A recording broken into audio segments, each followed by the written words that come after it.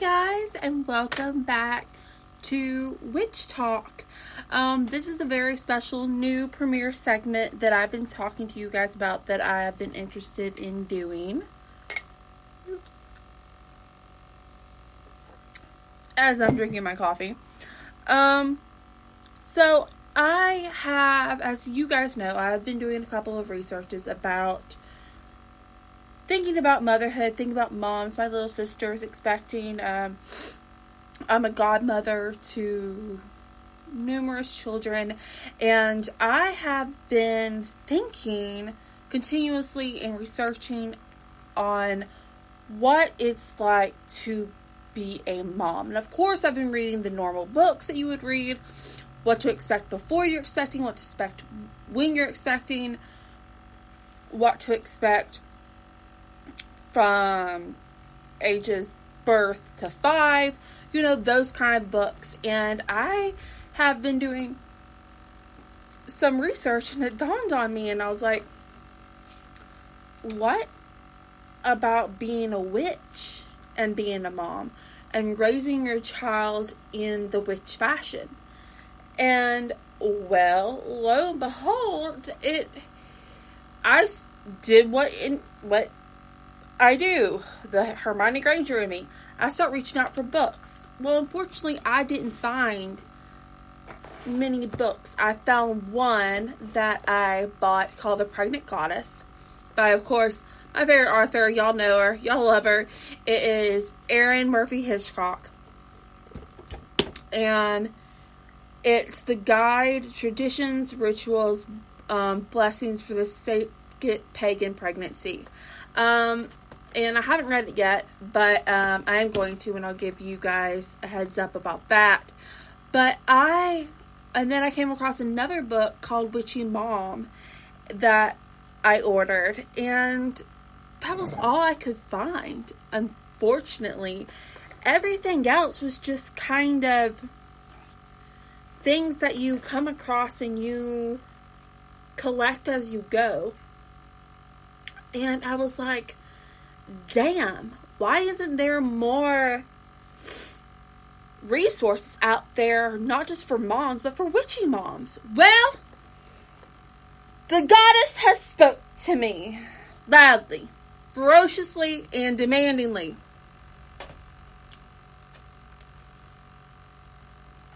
As I'm drinking my pumpkin spice coffee in the middle of August, that we're going to start a new series called Hexy Mama.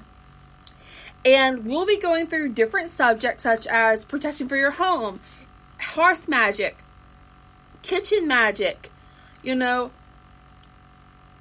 mama self-care, things along those lines that you need to know being a witchy mother.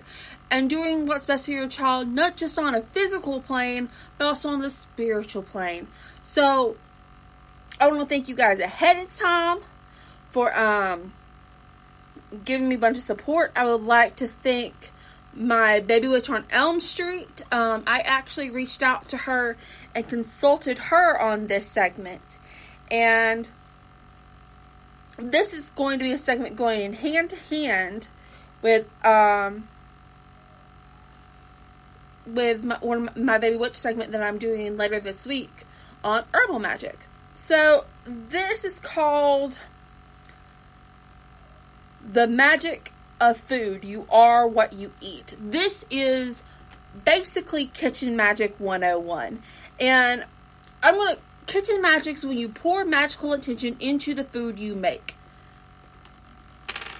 And it is when it really is simple as that. It's really, instead of making a potion, instead of making a tonic, instead of making a spell, you're making the food that people will consume into as a spell itself. For example, I had a friend of mine who was striving to get pregnant. Well, me being me, I started going into the kitchen. I made some old-fashioned Irish soda bread. My husband doesn't allow it from the box. He will probably tell that story when I finally introduce you guys to you. But in the meantime, I want to keep that one under my hat because it's embarrassing as hell. But I start making Irish soda bread. And I make her some coffee. Well, she doesn't drink coffee. But I made her some sweet tea, and I was like, have a bite. And she's been trying to get pregnant this whole time. I infused it with fertility magic. And then, bam! She got pregnant with her daughter. Her daughter just turned a year old. And that's what magic, it's literally consuming the spell, and that's what absolutely I love. And I'm about to get down and explain the witchy science of this here in a second. I saw that in my eye. Dang. Okay. So, let's get down to the science. So, anism is when everything has a magical imprint, energy, intention. From the air that you breathe, from the grass that you walk on, to the food that you eat, to the plants, crystals, everything has a magical signature, okay? And this is called prana, or life force. Down on a scientific point of view, it's called hermetic principle of vibration. So, and I want to put this in layman's term. High vibration, bad. If you're vibrating high, you're vibrating at a chaotic level. Like chaotic evil level. Like Nat 20 for ultimate destruction. Okay?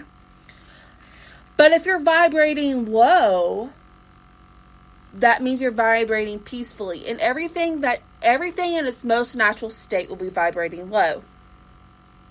Okay? So, and when you ingest things, or when you have a crystal close to your heart, for example, when I have my moonstone, when people are like, oh, don't forget to charge your stones, that's what it means. It means to rebalance and give energy to your stones, rebalance it back to its natural low vibrational state. Okay. The more natural something is, the more organic that it is, the more it, as raw as it is, most natural that it comes from the earth, that is the lowest, that's the lowest vibrational frequency it's going to have. That's the better prana and the pure prana it's going to have. Some call it prana, some people call it chi. Me personally, for anything that is not human, I call prana. Me personally, I call chi. Okay. So, still, I think it's a Xerxes hair. It's just in my eye. Ugh. Okay. Okay. So when you have, like, this crystal ring on you, like my crystal ring on my finger, my moonstone on my finger, it helps me vibrate at a lower frequency, like a filter, okay? It has its own vibrational frequency, its own prana, to make me vibrate at a lower frequency and bring me back into balance.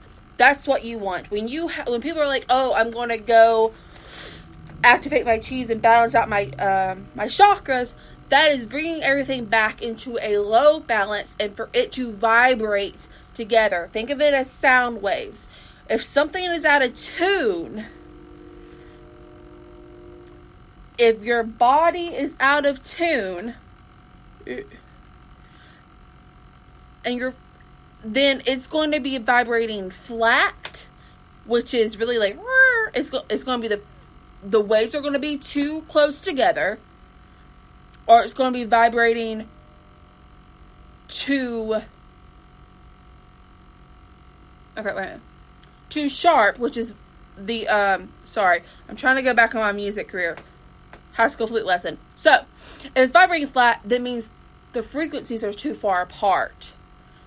If it's vibrating the waves are vibrating too close together, that means it's too sharp. So what you want to do is get that perfect balance.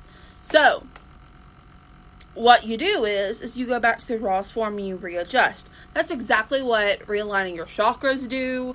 That's what meditation does. Self-care does for yourself. Now, everyone's probably rambling, what the fuck does this have to do about food?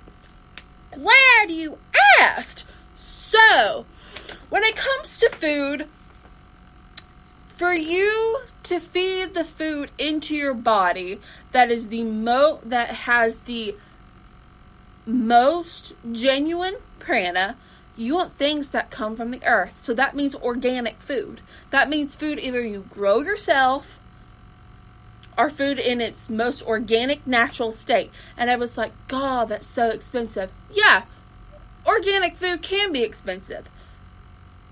But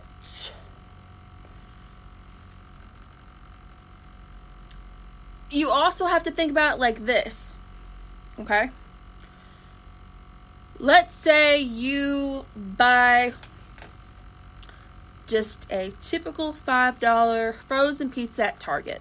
Okay.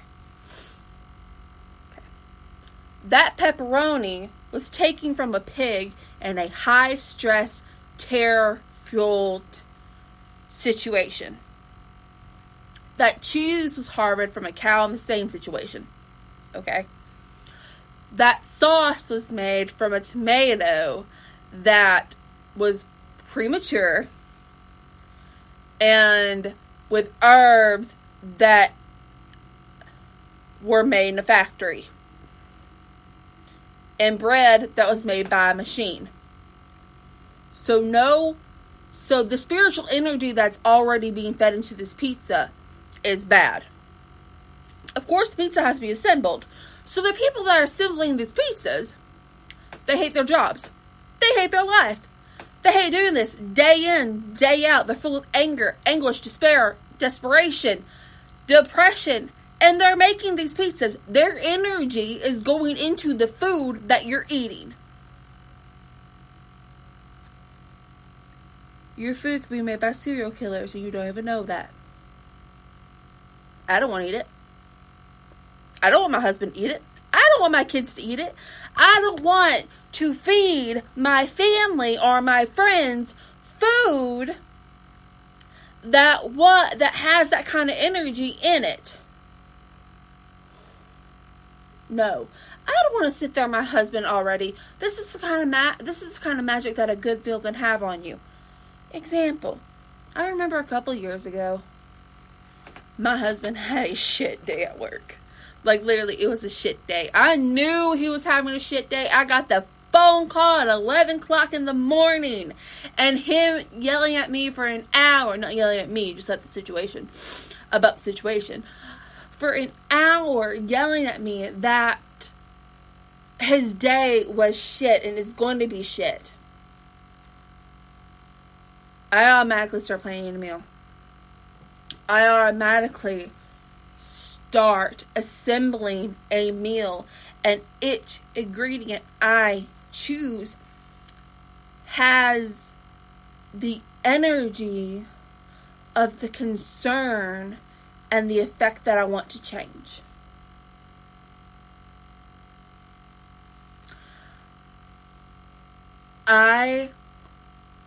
So he was angry. I wanted to give him peace and calm and happiness. Made lavender lemonade to drink. Lemonade's his favorite. Lavender is very calming. It has loving energies, has peaceful energies. It is called the love herb for a reason.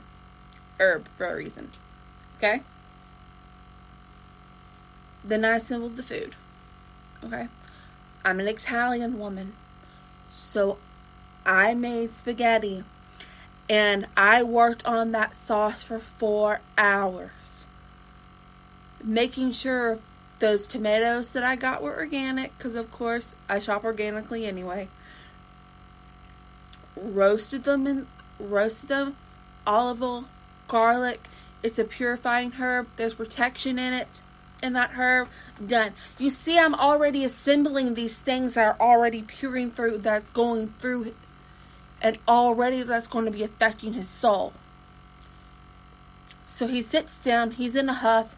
He's in a puff. And he's eating. And I can literally see as he's eating that his energy is changing. His aura is changing from this really dark, dingy red to this bright and light red. which means passion and love and kindness. And that's when I knew the magic of food. Now, that's what you have to realize. And you can buy multiple books with multiple recipes that gives you, or you can start studying herb magic, or you can start studying like what vegetables have what energies. A really great book to start at, Wiccan in the Kitchen. This series is a really great series. It also has Wikipedia, The Good Witch's Guide, The Witch's Way, The Crystal Witch. You can actually do the Wikipedia Journal and The Good Witch's Perpetual Planner. It's really good for love and light magic. It is a great place to start. Wicca in the Kitchen is another good one.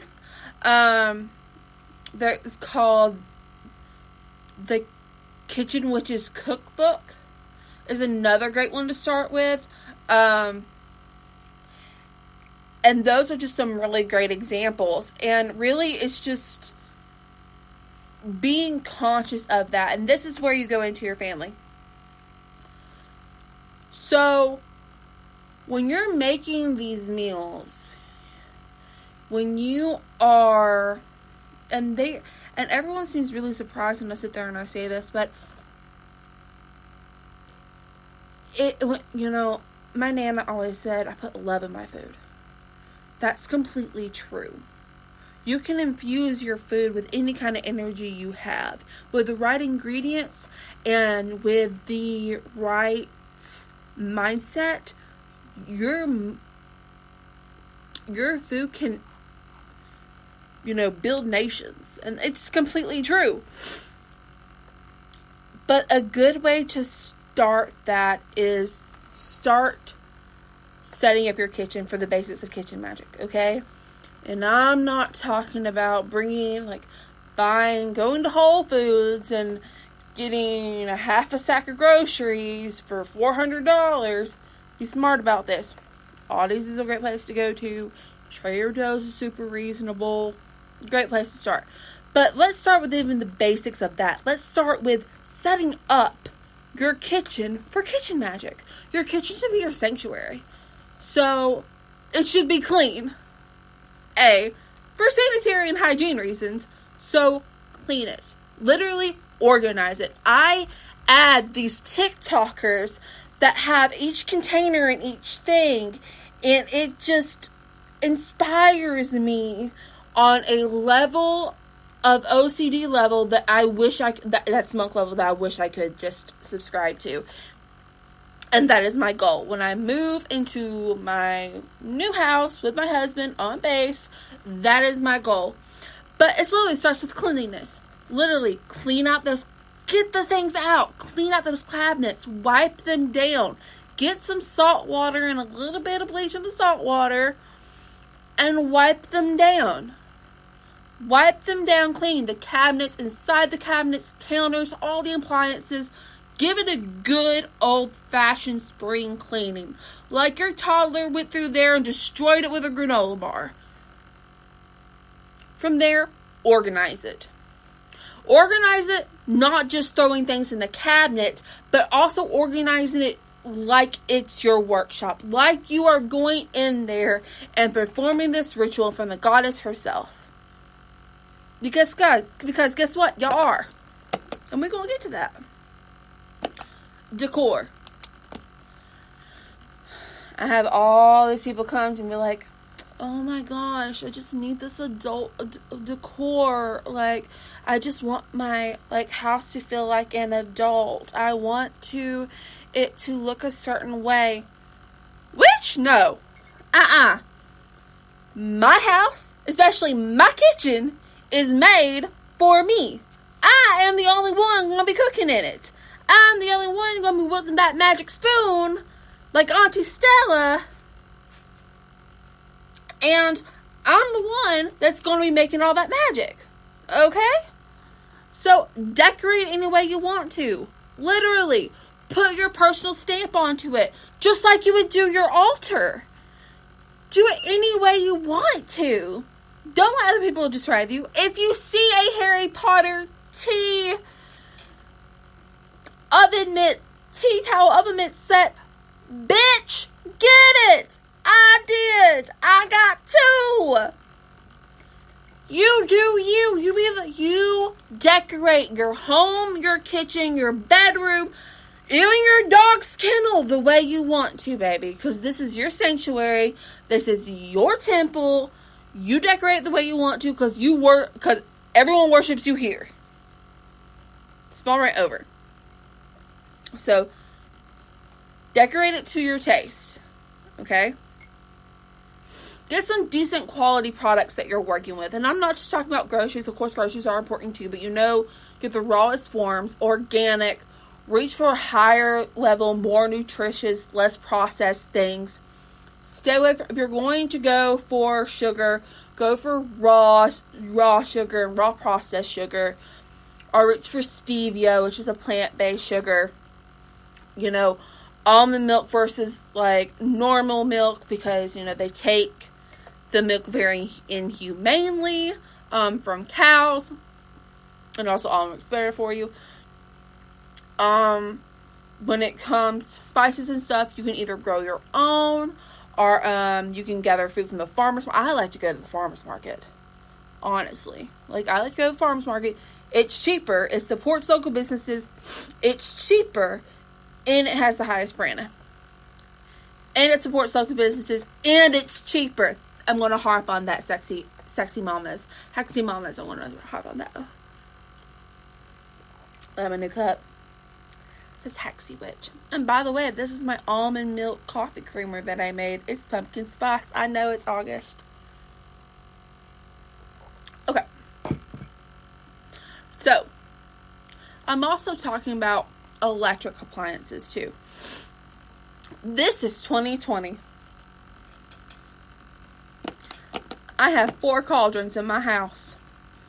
I have my black cast iron cauldron that I use for spell works, mulled wine, things along those lines for special occasions. Then I have my Dutch oven, which is really my cauldron in the kitchen. Then I have my tiny cauldron that I use that's on my altar. Then I got my crock pot or my Instapot. It is literally an electric cauldron. Use it to your advantage. It works the same way. And invest in those things. Invest in some good wooden spoons instead of plastic. Invest in, ask for a KitchenAid. I love my KitchenAid more than anything else in this world. It's my favorite. My cat does weird things for some reason. It's like playing with hangers. So, invest in a pasta maker or electric pasta maker. Invest in tools. Really. And it's really easy to go to Walmart and shop and find these things. It's easy. And it's not very expensive. And you don't have to buy everything all at big one bulks. Little steps and tiny steps go a long way. It could start just buying some really pretty wooden spoons and working from there. And the thing is, wooden spoons are literally can be cleansed, blessed, and used like wands in the kitchen. Tidbit from me to you. Okay. Know your ingredients. That's something I say. Now, I'm going to tell you, I've been practicing for many, many, many, many years. And I am studying at an accelerated rate this coronavirus. And I still don't know everything. I don't. And that's something that witches need to understand, that you will never memorize and know everything. There are some things. I've been doing tarot for 13 years. Still don't know what every card meaning is. I can't look at a card and be like, oh, this card means exactly that. No. I can't. So don't feel bad if you don't memorize it too. That's why we have books. That's why you have your book of shadows. That's why you have the internet. The internet. Like, I even think in this Witch and Kitsch book, it actually has, like, a listing of, like, vegetables and stuff that, like, and the energies of it. Yeah, it does. It even has recipes. Even for the holy holidays. Holy shit.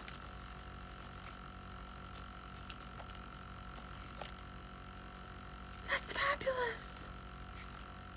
Yeah, it does. It covers onions, lemons, like versatile magical foods, like holy crack muffin. It's been a while since I read it, so I had to look. So you have books you can always lean on, just like your cookbooks. You can always lean on them. It's not that big of a deal, so don't feel bad. And if you're worried that if you don't have the time to, if you're thinking, oh my gosh, it's going to take so much time, girl, there's a cookbook for you. It's called Mom 100 Recipes. They even have a section on there that is freezable meals. You make them, you freeze them, you bake them, you're done. That's something you can do too. That's something that I do. Like, if I make a shit ton of chili, I put it in a thing, I put it in a freezer bag, I put it in the freezer, and then when I want something easy breezy to cook, I put it in my Dutch oven, I put the top on it, and bam, food. Think smarter, not harder. You get what I'm saying. And there is a food solution for everything. That's what I love. It's that literally, if it's your kid's first day of school and you're worried about the coronavirus, guess what? Put rosemary in their food the night before. If you want to get them courage, give them something with a little fire in it. You know, put a little chili pepper in like their omelet or something. Like, literally, there is a food and a way of everything. If you want to give them a renewed sense of energy, make them some eggs. If you want them to feel loved and appreciated, like, make them some almond bread. Like, there really is a cure for everything. And this is what I really wish the adults that had a hand in raising me is teaching me healthy eating habits and having a healthy relationship with food. Because nowadays food is an addiction.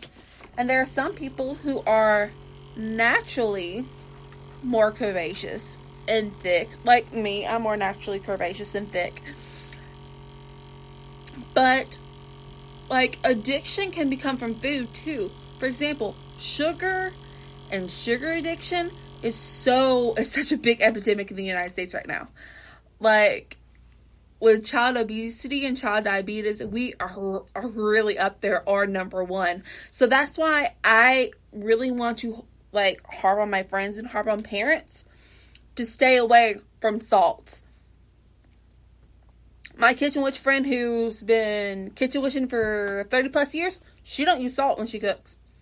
At all. She uses it just strictly in her witch work. Because everything naturally has salt in it nowadays. I don't use salt when I cook. I don't use a lot of sugar nowadays.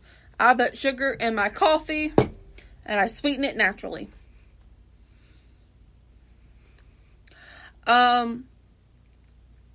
And that's something that I really want to teach my kids, is to have a healthy relationship with food. I have parents who give their kids processed food, processed Debbie cakes, processed everything, just to get them to be quiet or to get them out of their face. And one, you're treating food like a pacifier for your kid, instead of helping your kid to deal with their emotions and explaining exactly what they need. Two, it's also the energy that's in that food, not to mention the processed chemicals and everything else that's in it. Walking, talking death it is. It also, you don't know whose hand is in making that food. Like, you wouldn't let your kid take candy from a stranger. Why would you let your kid eat food not made by your own hands when you don't know what's in it? You know, and that's something that I really admire about, I want to call her Witch Mama. That's something that I really admire about Witch Mamas, because she raised her only son with no processed food. Like, literally. No processed food. Before you ask, he does eat meat. He eats very little meat. It's really heavy on fruits and vegetables. This kid will literally reach for strawberries before he reached for candy. Now he's 18. Incredibly healthy. Incredibly smart. Like, stupid smart. And literally, as parents, we have to set our kids up for success. And why would you want to handicap them health-wise and spiritually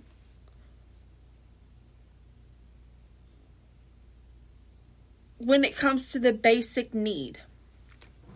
You know, and kids who are unhealthy with food when they're younger wind up having eating disorders later. So, if there's a kid that's unhappy, or that's a kid going through things, if there's a kid trying to deal with emotional problems or whatever, they'll either do two things. They'll either use food, sugar, whatever, as an escape and abuse food, and that sets them up for addiction later in life. Just speaking from personal experience, because I have multiple family members who did the same thing. And close family members. Or they go the opposite route and they starve themselves for control. You know, and that's what you really want to harp on. And there are kids who have these situations, even coming from happy families. Being a teenager is the worst form of abuse that the world could ever give you. Even coming from a happy family, being a teenager fucking sucks. I hated it. Everyone hated it going through it. And lo and behold, yes. So, it's just setting your kids up for success as most as you possibly can. Going from the basic, because you have to realize everything's connected. Emotional, mentally, spiritually, and physically. Everything's connected. And when you feed your kid food with low frequencies, that feeds into their spirituality, that gives them brain power, that feeds into their compassion, and fuels their body, that's setting your kid up for success. Honestly. And that's what I want to do for my kids. And hopefully, I have encouraged you to start doing the same.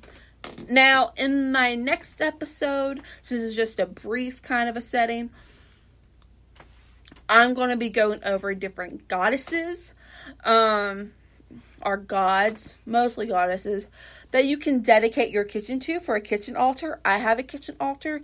Mine is Hestia. And I will go over them then. At a continuation of this, or you can check it out on my Cup of the Crown after I go over the pantheons. But I'll tell you a little bit about Hestia. Hestia is the goddess of the hearth. She is literally, as I know Hestia, she is, she is the fire that keeps burning. She is warmth, kindness, gathering around the fire, having a good meal. Like, I have a small statue of her, and on my windowsill, right where I have a big windowsill, and then I have all my herbs, all my stones, my kitchen, my witch in the kitchen candle, my statue of Hestia, and all my witch talk cups, because that's part of that's and my little cinnamon broom, because that's part of my altar.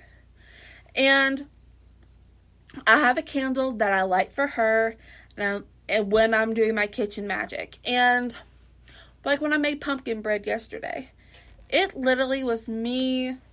It was literally going through this therapeutic brilliance. Like, and it really was inspiration, creativity, magic. You can feel it in the air, because I wanted to welcome in the love of fall and the changing of the seasons and the harvest. And I really wanted to ring it in. So I made some good old-fashioned pumpkin bread. And it was an amazing experience to be able to ring that in and to be able to honor her. So that's what that's what the goddess is for me with Hestia. But I work a lot with the Greek Roman pantheons, as you definitely will see on Cup of the Crown. So go ahead and tune in with that tomorrow. We're going over Hecate. Thank you so much for tuning in with my first episode of Hexy Witch. Tune in for my Baby Witch episode that's going to be coming this week. Thank you guys so much. I hope you have a very blessed day. Merry meet, merry part, and merry meet again.